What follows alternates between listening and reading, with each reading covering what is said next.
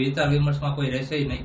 હું એવું કહેવા માંગુ છું કે ઓડિયો ક્લિપની તો તપાસ શરૂ છે, પણ અમારે સમાધાન થઈ ગયું છે. વાલી સાથે ડાયરેક્ટ રૂબરૂ બેસીને એમની સાથે વાતચીત કરીને એમને જે કઈ પ્રશ્ન હતા, અમારે જે કઈ પ્રશ્ન હતા, એ બધા જેવી રીતે અમારે એનું સમાધાન કરવું પડતું હશે એ રીતે અમને ડિસ્કસ કરી. વાલી પણ અમારી સાથે એગ્રી છે, અમે પણ વાલી સાથે એગ્રી છીએ, અને બધી રીતે અત્યારે કમ્પ્લીટ અમારી સાથે વાતચીત થઈ ગઈ છે.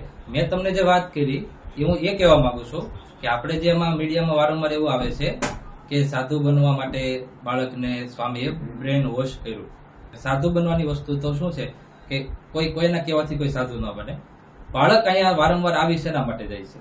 અમારો મુખ્ય પ્રશ્ન એ આપણે મુખ્ય બધાને મનમાં માઇન્ડમાં ચર્ચા એ હોય છે કે બાળકના વાલી એવું કહે છે કે ભાઈ જ્યાં બાળક રહી છે ત્યાં વારે વારે આવી જાય છે અને તમે એમનું બ્રેન વોશ કર્યું હોય છે, એમને સાધુ બનવા માટે આવે છે ત્યાં, બરાબર? હવે બ્રેન વોશ કરવાનું બાળક અહીંયા આવે છે એનું મુખ્ય તથ્ય શું છે એ આપણે જાણવાનો પ્રયત્ન કરીએ કે શેના માટે બાળક અહીંયા આવે છે. બાળકને શું એવું છે કે બાળક દોડી દોડીને અહીંયા આવવાનો પ્રયત્ન કરે છે? એનું મુખ્ય વાત એ છે કે અહીંયા અમારા ગુરુકુલની એટલી બધી કાળજી લઈએ છીએ અમે બાળકને સાચવીએ છીએ. બાળકના શિક્ષકો એમને બાળકને ભણતરમાં ગમે એટલી વાર પૂછવું હોય, એમને 10 વાર પ્રશ્ન પૂછવા હોય તો શિક્ષક એમ ન કે તને હવે નહીં આવડે, એને સમજાવે, પ્રેમથી સમજાવે. જમવાની પણ આપણે એવી વ્યવસ્થા છે અહીંયા કે બાળકના વાલીને બપોરે સાંજે ગમે ત્યારે અહીંયાથી નીકળે અમને ફોન પણ નહીં કરવાનો. બાળક જમતો હોય એમની સાથે બેસી જવાનું, અને બાળકના ઘર કરતા પણ સવાઈઓ અમે જમવાનું આપીએ છીએ. બાળક બીમાર પડે એટલું નહીં, સિદ્ધાર્થભાઈ તમે સાંભળજો, બાળક બીમાર પડે ત્યારે પણ અમે એટલી એમની કાળજી લઈએ છીએ કે બાળક એમને પુડલા બનાવી દઈએ અમે બાળકને. એમને મેડિકલ જે કઈ દવાખાનાની જરૂરિયાત પડતી હોય તાત્કાલિકના ધોરણે, એક દિવસને કે એક કલાકની વાર ન હોય એટલાના ધોરણે અમે બાળકની ટોટલ વસ્તુની સારવાર કરતા હોઈએ છીએ. એટલા માટે બાળકને અહીંયા ગમતું હોય ભણવાનું. પાછું રિઝલ્ટ પણ આપણું સરસ છે. શિક્ષકો અત્યારે 10માનું 12માનું રિઝલ્ટ અમારું આવ્યું, 99% 98% 12માનું રિઝલ્ટ છે, 10માનું પણ સારામાં સારું રિઝલ્ટ છે. ઓડિયોની વસ્તુ એવી છે, આ વસ્તુ અમારા નજરમાં આવી છે. કઈ રીતનું છે, શું છે, કાનું નામ છે, ક્રિશ નામ છે એમનું, તો બરાબર. એટલે કઈ રીતનું છે અમે તપાસ કરીને આપને ચોક્કસપણે નિર્ધારકપણે તમે કોઈ પ્રકારનું ઇસ્યુ ન રાખો, અમે તમને ચોક્કસપણે સ્પેશિયલ વ્યવસ્થિત તમને જવાબ આપી દઈશું. કે નાઇટ ક્રિકેટ અમારે અત્યારે બહુ ચર્ચામાં ચાલી છે, બરાબર. હવે આમાં બહારના માણસો પબ્લિક શું સમજે નાઇટ ક્રિકેટ શું? કારણ કે મેં કાલે વિડીયો કરતા મેં કાલે પરમ દિવસે ન્યૂઝમાં જોયું હતું, એમાં મુખ્ય હાઇલાઇટમાં નાઇટ ક્રિકેટ આવી હતી. હવે નાઇટ ક્રિકેટ તમારા સંસારીઓને કદાચ તમારે જે ભાવ કાઢતા હોય એ બધું એ રીતનું હોય છે. અમારે નાઇટ ક્રિકેટ અહીંયા આપણા 10-12 વાળા વિદ્યાર્થીનું નહીં સાંભળ નહીં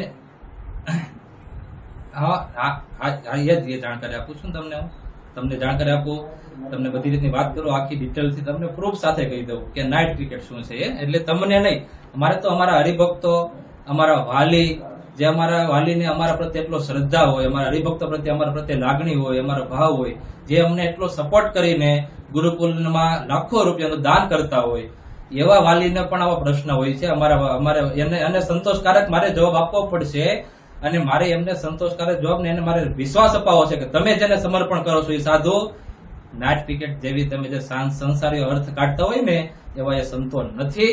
નાઇટ ક્રિકેટ શું છે એના મનમાંથી અને અમારા બાળકના વાલીના મનમાંથી પણ એ પ્રશ્ન નીકળી જાય એટલા માટે તમને સચોટ અને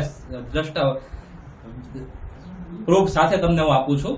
નાઇટ ક્રિકેટ અમારે જે 10-12 વાળા વિદ્યાર્થી હોય ને એ વિદ્યાર્થીને વેકેશન પડી જાય પછી જે બાળકો અમારે અહીંયા જે બીજા વિદ્યાર્થીઓ ભણતા હોય એમના માટે દરરોજને માટે સાંજે 9 થી 10, 9 થી 11 અમે બાળકોને ક્રિકેટ રમાડતા હોઈએ. એનું નામ અમે આપ્યું છે નાઇટ ક્રિકેટ. આ અમારા વાલી પણ બધા સાંભળતા હોય છે, અમારા બાળકો પણ બધા સાંભળતા હોય છે અત્યારે લાઈવમાં, અને અત્યારે અમારા વિદ્યાર્થીઓ પણ અહીંયા 12મા વાળા બાળકો વતન છે એની હાજરીમાં અમે કોઈ ખોટું પણ ના બોલતા હોઈએ.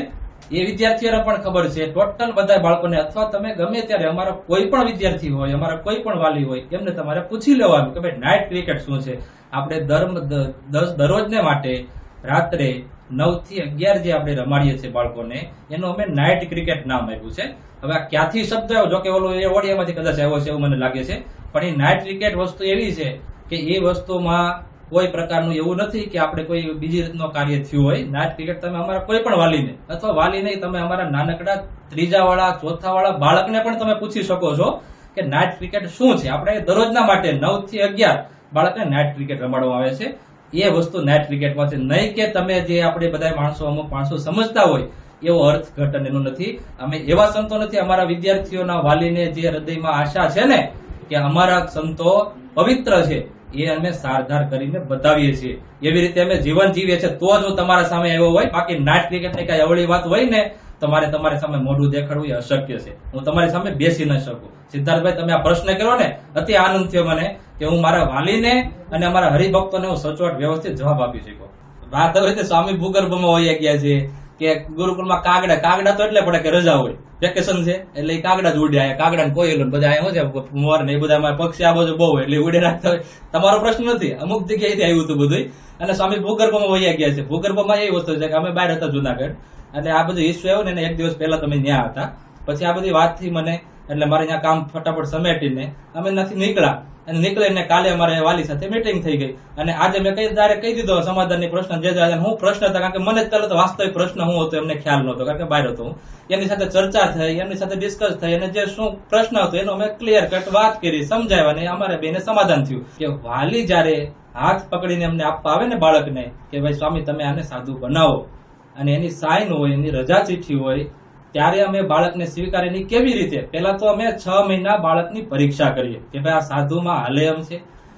પછી 2 વર્ષ સુધી એને પાર્ષદમાં રહેવાનું થાય, કારણ કે એ પાર્ષદમાં પણ એમની પરીક્ષા થાય. સાધુમાં હાલે એમ તો છે ને, પાર્ષદ થયા પછી પણ એને 2 વર્ષ પરીક્ષા થાય, કારણ કે ગમે એવાને ભરી દઈએ તો અમારે ક્યાંક જવું પડે પછી. એ તો તમને જો કે ખબર જ હોય બધાને, બરાબર. એટલે અમારે એની 2 વર્ષ પરીક્ષા થતી હોય, અને પછીના વર્ષમાં એમને સાધુ બનાવતા હોઈએ છીએ. એવું નથી કે તમે કયો એટલે સાધુ બની ગયા બનાવવા નાખે. અમારે ગુરુ મહારાજ ની એવી આજ્ઞા છે કે 10 વર્ષ સુધી તો કોઈને સાધુ બનાવવા જ નહીં.